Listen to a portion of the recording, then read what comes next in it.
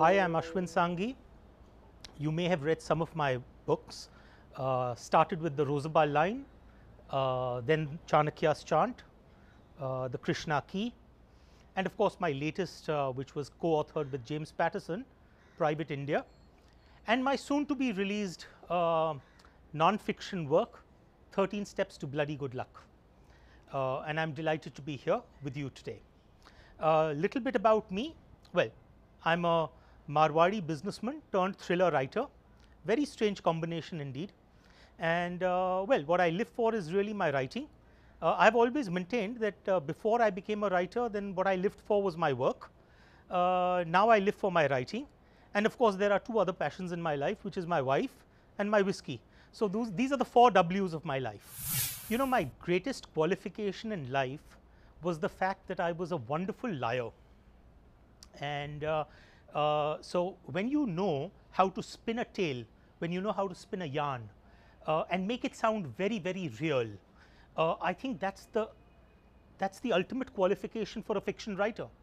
Plus I grew up in a family where my grandfather in particular used to tell me all sorts of wild stories. My grandfather was from UP, and the UP Walas have this wonderful habit of being able to intersperse fact and fiction, and you never know when you are going from one to the other. So that is pretty much what my DNA is. And there was a time in my life where I realized that I, at the end of the day, just wanted to be a storyteller. So I even today do not think of myself as a writer. I am fundamentally at heart a storyteller. The reason that I wrote under a pseudonym was simply because when I wrote my first novel, the initial reviews that came out, the very first review that I received was, "Mr. Sanghi, this is a good novel, but it should have stopped on page 10. So given those circumstances, I was just worried about the number of people who were going to line up to throw stones at me. So it was just easier to let the pseudonym take the flak. And so I was one day playing Scrabble, and I had a bunch of letters in front of me, and I just took the letters of Ashwin Sanghi and jumbled them up on a Scrabble board, and I landed up with Sean Higgins, which was the pseudonym I used for that first book.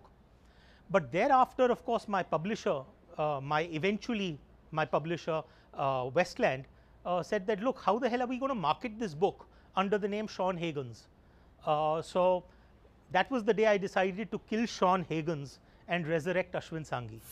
The nature of what we do in terms of creative process is such that there is no way that you are going to please everyone. It's impossible. And the moment you try and please everyone, your work is going to take a back seat. So you have to be prepared that when you do something, there are some people who are going to love it, and there are some people who are going to hate it. And honestly speaking, I don't have a problem with either being loved or being hated. What I don't want is to be ignored. So I would much rather be loved and hated.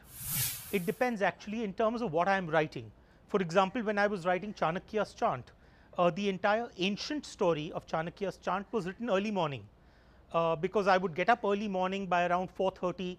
I would light an agarbatti. I would have a sacred chant playing in the background, and that would be the basis on which those memories, those sensations of an ancient time would enter my system.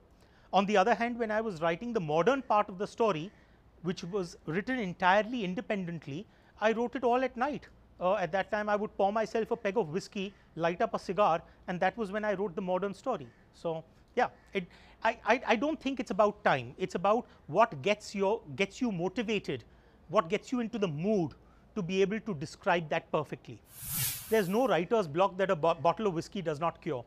The fact of the matter is that those who talk about writer's block, at the end of the day, the way I see it is that you know, take for example what I do with my thrillers. I normally will spend 3 months or 4 months in terms of developing a plot outline. Then I will spend probably another 6 months in terms of research. By this time, a year has gone by, and it's after that full 1 year that I'll actually sit down to start writing. Now at that point of time, I have every nuance of that story plotted out. It's almost like giving a child a coloring book where the outlines have already been drawn, and the child only has to sort of color in the green and the red and the blue. How difficult is that? That's precisely what I do, because I've already done the outlines. I've spent that 1 year fleshing out the outlines. I only simply need to do coloring when I'm writing, so I never face writer's block. I would say probably one of the books that changed me entirely was Autobiography of a Yogi by Paramahansa Yogananda, because that was a book which taught me that it is possible that just because I don't believe something, it doesn't mean that it is not real, and that there is very little to distinguish between the real and the unreal. So I think it opened up my mind in that sense. I think probably another book which sort of really moved me was a book called Lolita by Nabokov, because I realized that there are times when a person may be doing completely evil stuff, but at the same time you could have a strange sense of empathy with even someone who is doing evil stuff. So that was a book which sort of opened up my mind.